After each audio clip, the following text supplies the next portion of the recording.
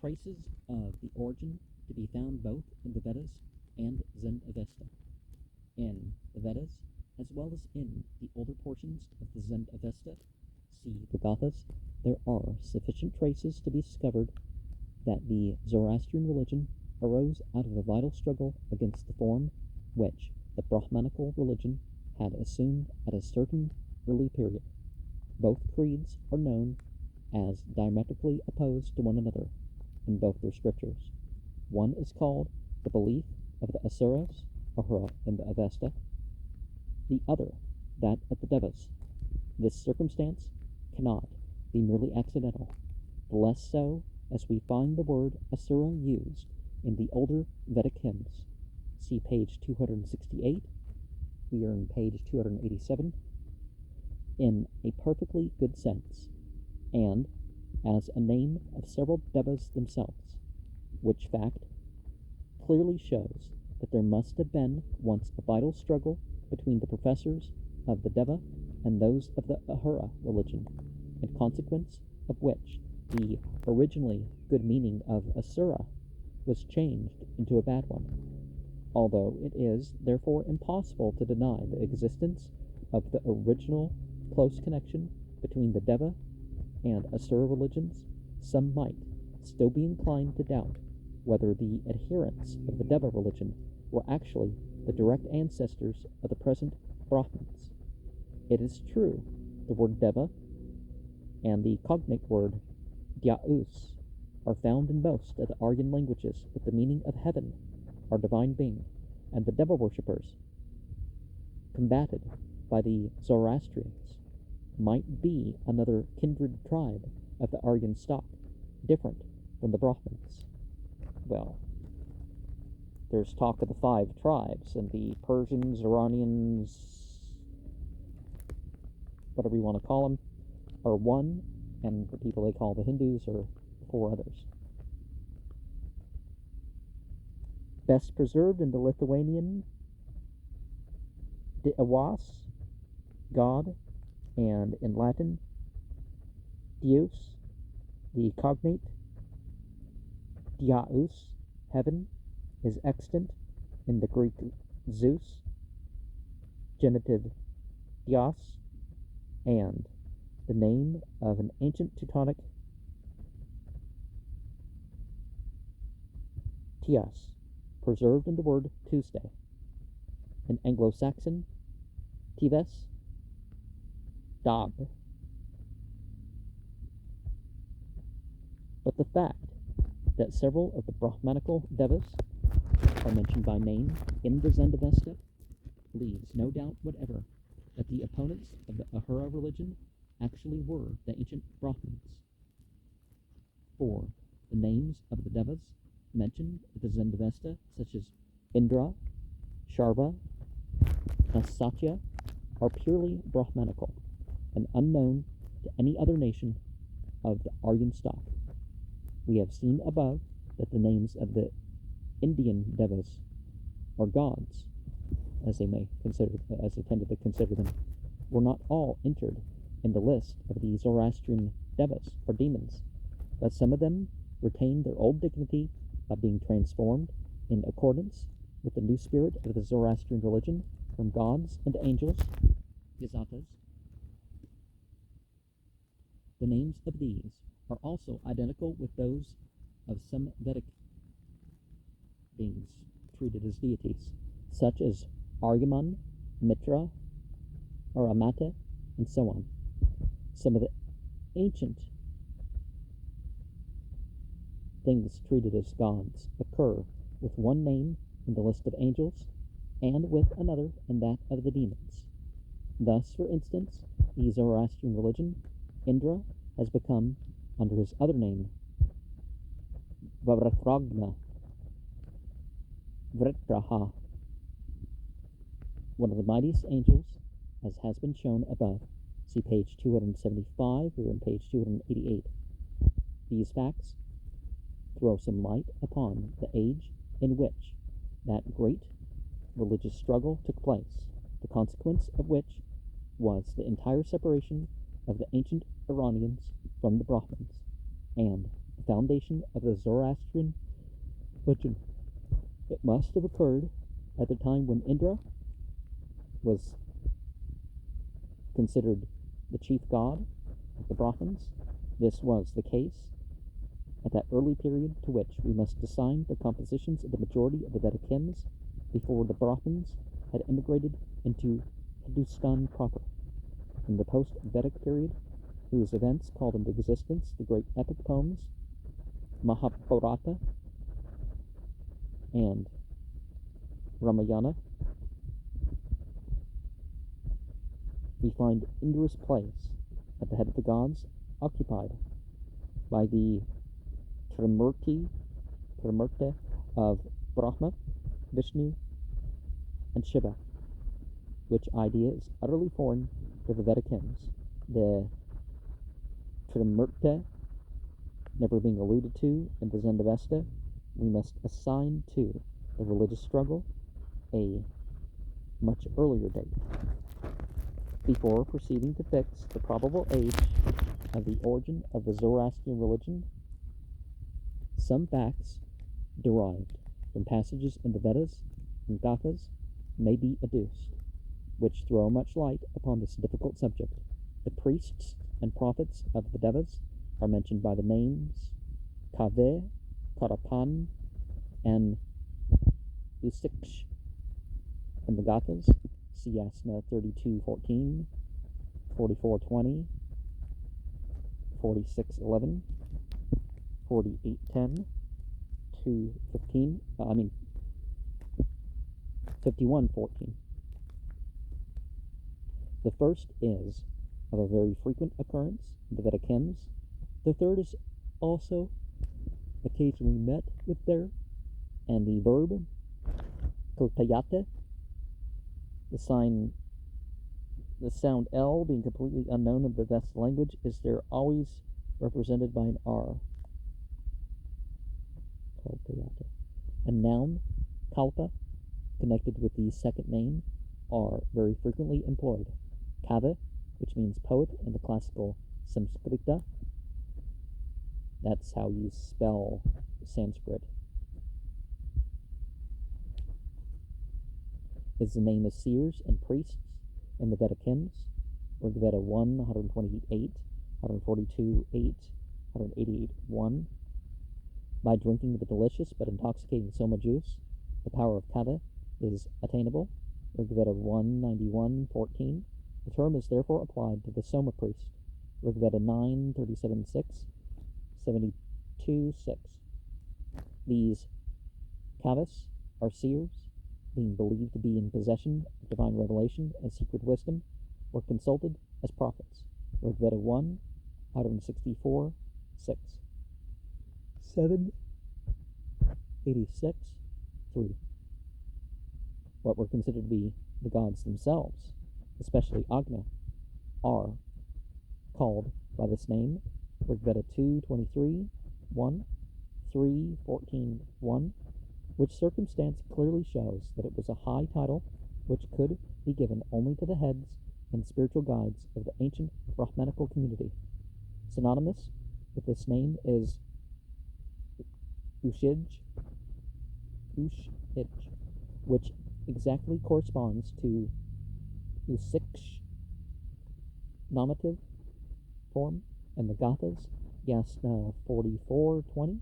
It means a wise, intelligent man, as one may see from such passages as Rig Veda 2:21:5, 10:46:2, and Shankayana's Grehya Sutra 6:12:19, where it changes places with kava, as is the case in Yasna 44:20 also. By the Karapano, who are mentioned together with the Kavayas and the Gathas, we must understand especially the sacrificial priests, the performers of the sacrifices, those men who are known nowadays as the Brahmins by the name of Kshatriyas. As to its grammatical formation, this word is derived from a root, karap, which corresponds exactly with the Samskrita root kalp, to perform a ceremony, whence the word kalpa. The rituals or the doctrine of the ceremonies is derived. Karapano therefore means really performers of sacrificial rites. These two names, Kava and Karapan, designate in the fullest sense all the spiritual guides of the professors of the Deva religion, who tried to put down the adherents of the Ahura Mazda religion, and we necessarily find, therefore, a bad meaning attached to them in the Gathas. This appears the more strange as the word Kava itself forms part of the names of highly celebrated personages of Iranian antiquity, such as Kava Khusrava, Ka-i Khusro, Kava Kavata, Ka-i Kabad, Kava Vishtaspa, Ka-i Gushtasp, and so on, and has become, in its derived adjectival form, Kayanyan, the designation of a whole dynasty of the ancient Bactrian rulers. Here the question naturally arises, how could a designation which distinguished the bitterest enemies of the Zoroastrian religion be applied to kings who were, like Kava Vishtaspa, believed to be its staunchest friends and protectors? The only reasonable answer is that before the outbreak of the schism, when the Iranians and Brahmins lived peacefully together, the Kavas were at the head of both communities, and that, on account of their violent opposition to the religious and social reforms which were adopted by some of the Aryan tribes, such as the Iranians, their very name was branded, and became a word of abomination with the Zoroastrians. But the designation, having been already closely connected with their ancient history, and having become the constant epithet of some of their greatest heroes and kings, it was difficult, nay, impossible, to expunge it entirely in its good and high sense from the language. The adversaries of the Kavas, therefore, had rest satisfied with a slight change of the hateful word when they wished to use it with a good meaning. Thus we actually find this word in the old texts, when forming part of the names of the great Iranian heroes and kings, changed from its only true and original form, Kava, into Kava, as for instance, Kava Vishtaspa instead of Kava Vishtaspa. See further particulars in the author's work on the Gathas, 1, page 179 and 180, and 2, page 238 to 241. Now this word, Kava, became a party name denoting the opponents of the Deva religion, and in this sense we find it unmistakably employed in the ancient Vedic hymns. Kavasaka are Kavavre, Kavatnu, which in all mean followers of Kava, or adherents of Kava, are names given to the enemies of Indra and the despisers of his sacred drink, Soma. In one passage, Rigveda 5:34-3, Kavasaka is even called a Magava, by which name the disciples and earliest followers of Zarathustra are denoted in the Gathas. See page 169. We are in page 291. Indra is there said to turn out the Magava who follows the Kava party from his possessions, which refers to the settlements, Ga'ethas, of the Iranians. That Zarathustra's attacks were really directed against the Soma sacrifices of the Brahmins undeniably follows from several passages of the Gathas. See Yasna 32:3, 48:10. This is not to be wondered at if we bear in mind that the Indian tribes, as described in the ancient hymns of the Vedas, never engaged themselves in their frequent predatory exertions for stealing cows, horses, sheep, and so on, without having previously secured the assistance of Indra by preparing for him a solemn Soma feast. The Karapans dressed it in due manner, and the Kavas composed or applied those verses which were best calculated to induce Indra to accept the invitation. The Kavas were believed to recognize by certain signs the arrival of what was considered to be the god after he had enjoyed the sweet beverage, the delicious honey, and was supposed to be totally inebriated, that the kavas promised victory. The inroads were undertaken, headed by those kavas who had previously intoxicated themselves, and they appeared to have been in most cases successful. The Iranian settlers, who had to suffer so much from these attacks, see page 173, we're on page 291, ascribed the success to these soma sacrifices, which therefore must have been objects of abomination and horror to them. But the belief in the great efficacy of such a ceremony as the solemn squeezing and preparing of the soma juice, being too deeply rooted in the minds of the Iranians, as well as in those of the ancient Indians, the Iranians forsook only the old Aryan fashion of preparing the sacred drink, and invented one of their own, which was more in accordance with the spirit of their new religion. See page 282, we're in page 292. As we have seen, Spitama Zarathustra himself never mentions this reformed soma ceremony in the Gathas. It is doubtful, therefore, whether it existed in his time, or if so, whether he approved of it. Well, it seems that he was against ritual and recreational drug use. Of course, anything you could do spiritually, that was done spiritually, but I mean, as far as, it's time for us to do drugs because, it's just that time of year or something, no, that wasn't it.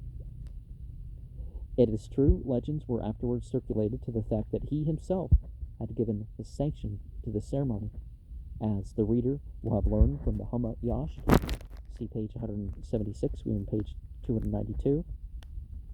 Having established now, beyond any reasonable doubt, the fact that the Zoroastrian religion arose in consequence of a serious conflict of the Iranians with those other Aryan tribes which immigrated into Hindustan proper, and whose leaders became in latter times the founders of Brahmanism, the questions as to the cause of this religious schism, the leader of the succeeding party, and the time at which this great event happened, have to be decided.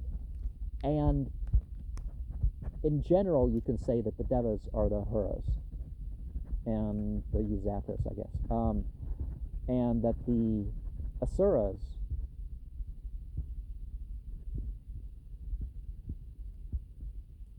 are the Devas.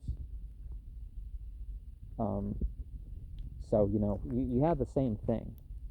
Oh, I didn't break that down too clearly.